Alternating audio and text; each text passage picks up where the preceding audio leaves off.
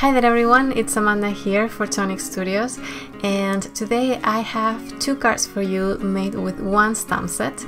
This one is called Botanical Burst. It's part of the Garden Party release, and I'm going to make two completely different cards with it. For the first one, I'm going to use heat embossing on Kraft cardstock and also watercolor pencils that I will actually use as regular pencils.